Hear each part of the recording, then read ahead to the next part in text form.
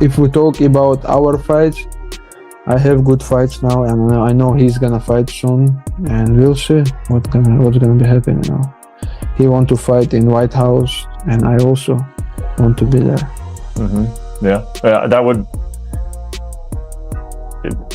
Is that the biggest fight for you, do you think? And again, I know I almost don't like asking these questions because I know you got a big fight in front of you, but is that the biggest fight that they could I make think for you? yeah, for the it's gonna be like big like for MMA community, it's gonna be big fights, and people want this fight, and if UFC want this fight, and we can do this. Do you think the UFC wants this fight? Because I get the sense that they kind of don't. What I don't know. I know UFC want to do like some big fight in White House. Which fight is gonna be bigger than this? Yeah. He's talking about you win. He wants to go up to 170. I imagine that's probably where you would want the fight, because you don't want to go back to 155, right? You don't want to have to be sitting there and cutting weight again, right? So you're on board with this idea of 170? Yeah, if you come, it's gonna be better for me, If I have to cut 155, man, it's gonna be hard, and then I might have to pay for this. Alexander Volkov edged out Jailton Almeida in a split decision victory this past weekend. The fight stirred plenty of controversy, as Almeida secured several takedowns, but struggled to inflict any real damage once on the ground. Fans and analysts alike criticized his approach, calling it a case of lay and pray. Even Dana White weighed in afterward, saying he was pleased the judges sided with Volkov. "You can't win a fight just by holding someone down," he commented, adding that the result was the right call.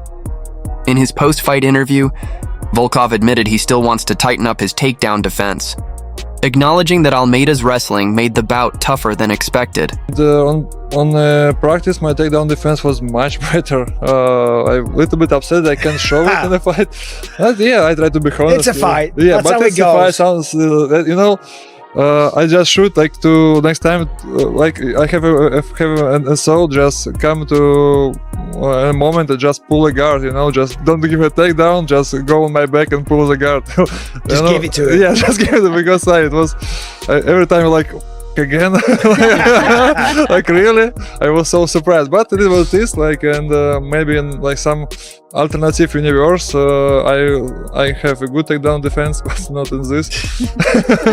So Henry Cejudo recently reacted to Tom Aspinall's eye poke incident at UFC 321. Drawing a comparison to his own experience inside the octagon, Cejudo reminded fans of his recent bout with Song Yadong, where he too suffered an eye poke that left him unable to see clearly. In that fight, officials stopped the contest and awarded Song a technical decision victory. Reflecting on the weekend's event, Cejudo didn't hold back, calling UFC 321 one of the most disappointing cards in the promotion's history. Champ, instant reaction to the eye poke that just happened between Tom Aspinall and Cyril Gone. I mean, you see the comparison happened to it's what it is, but it don't take much. It doesn't take much, but I know the UFC won't be happy on this. It is what it is. They got to rebook him now. More money, more publicity. This is probably the worst card, man, that the UFC has ever probably put together. Honestly, straight up, this is the worst card of UFC history. From the co-main to the main event, it just couldn't get any worse. Horrible decisions, judging, the whole nine. This is wake me up when this card ends.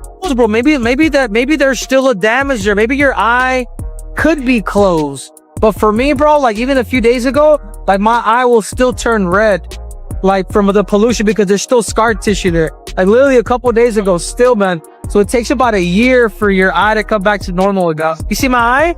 You see that little dot that's in there? It's very small. Yeah. You see what I'm saying? I'm damaged, bro. That's crazy. And it's super hard to damage an eye, but when you damage it, it's sensitive. Paddy Pimblett didn't hold back when sharing his thoughts on UFC 321. In a reaction video posted to his YouTube channel, the Liverpudlian star called the event one of the worst pay-per-view cards in UFC history, saying the fights didn't live up to the hype and left fans disappointed. Well, that was an eye poke, wasn't it? That was both eyes as well. That wasn't just his finger in one eye. fingers went in both eyes. It's not even like he just poked in one, lad. He's just pushed both his fingers into his eyes. I can't see, as he just said. Lad, if this does end like this will be one of the worst pay-per-views in UFC's history. One of the biggest disappointments ever when it comes to a card.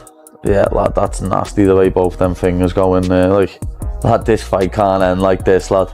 He hasn't fought in 15 months, lad, and then, lad, the way Tom's reacting here, it seems like he can't see, lad, so they're going to pull the fight. It's done. Heavy that. Anticlimactic as it gets though, John Anik, you are not wrong. I think they've got to run that back, lad. They can't not do that fight again. It was shaping up to be a good fight, the best test Tom's had so far in the UFC. Good for Tom, lad, yeah.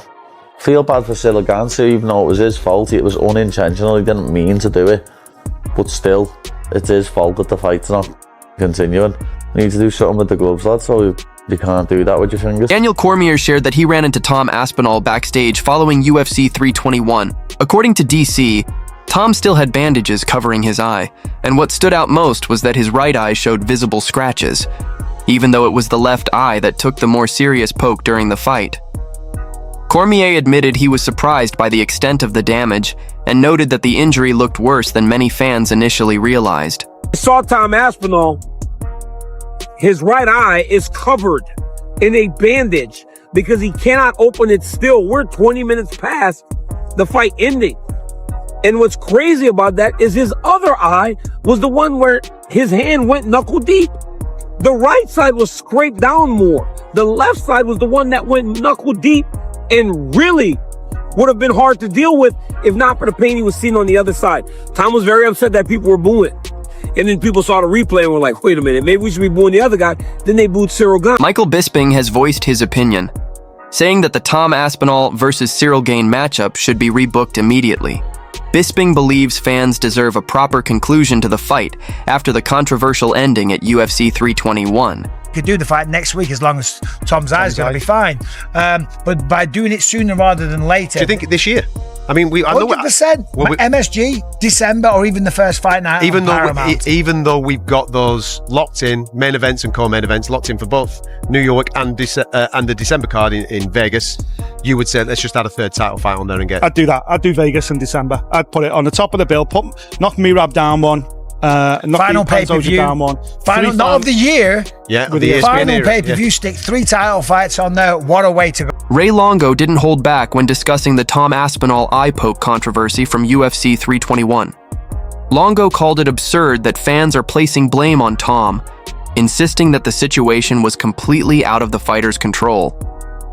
He also criticized how the UFC handled the aftermath, saying the promotion could have managed the incident far better. Their genius way of dealing with it is whatever you do, don't say you can't see. We're not going to ask you. I mean, how crazy is that? Hey, Doc, whatever you do, when you go in there and look at him, don't ask him if he can see.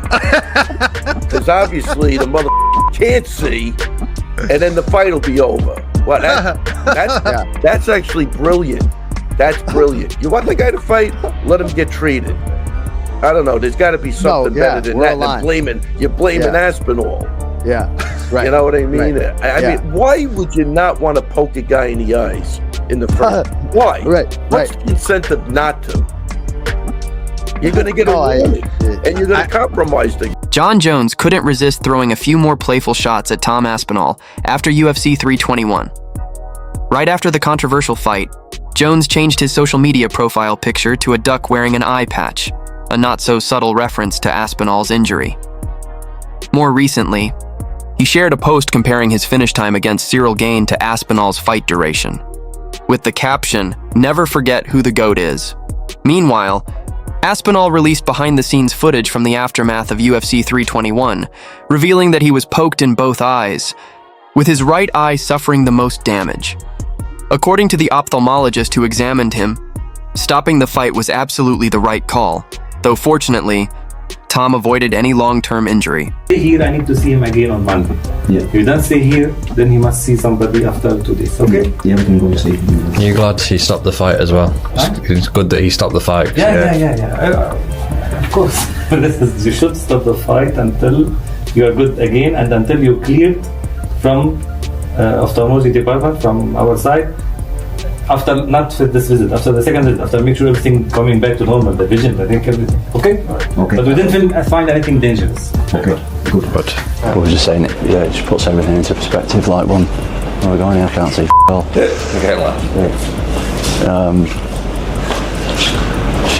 Dangerous sport, man. You were saying it's scarier than what it It's way scarier than what I did to my knee, because you know that the knee's just going to be all right, whereas your eye, still don't know how it's going to be. Tom Aspinall also addressed the fans who booed him inside the arena after the fight was ruled a no contest. He admitted that the reaction stung, saying it felt like the crowd was blaming him for how things ended, even though the situation was completely out of his control. Yeah, it's horrendous for me to look at now. How is he not disqualified off that? It's outrageous. And then people start booing me like it's my fault. Kick double poverty behind me. I was trained for 14 months. Trust me, didn't want someone's finger knuckle deep in my ass.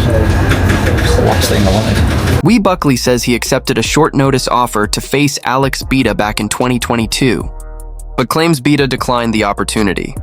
Buckley even posted footage of his former manager calling to relay the offer and insisted he was ready to finish the fight, saying he planned to knock Bita out. It was gonna be Razak. Oh, that's right. Razak Al-Hassan.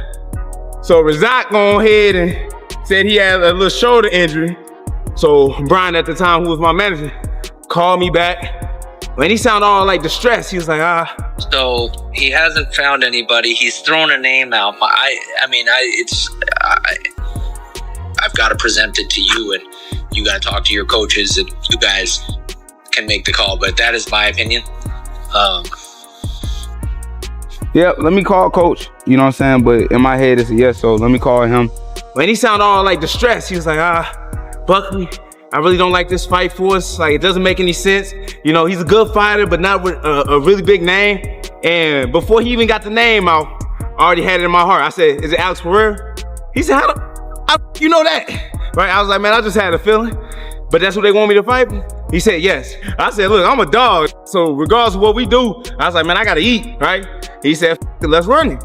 So I called Brian back. I said, man, it's a go. He gonna talk about, man, I got some good news and I got some bad news. I'm like, what's this dude on, right?